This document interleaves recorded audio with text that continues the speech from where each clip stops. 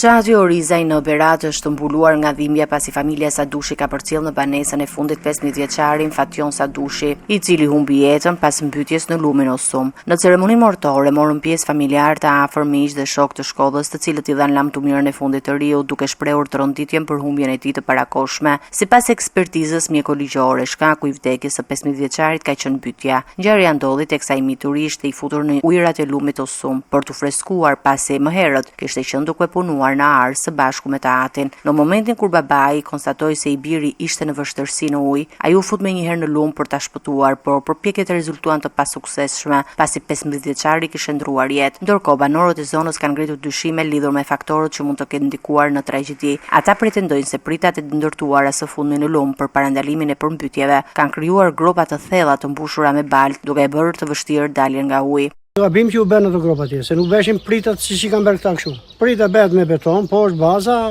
ato kanë tërë gropat. Të tëra pritat janë shembull. Ja ti futen zëri për si gjana poshtë. Ja ti gjana, se më shumë ka ndodhur dhe mua, më ka fitur gjana.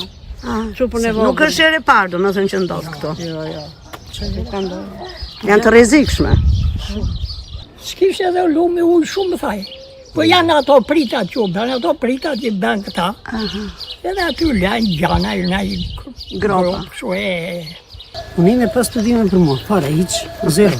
Autoritetet vijojnë verifikimet për të përcaktuar me saktësi dinamikën e ngjarjes dhe nëse ka patur faktorë të tjerë që kanë kontribuar në humbjen e jetës së të miturit.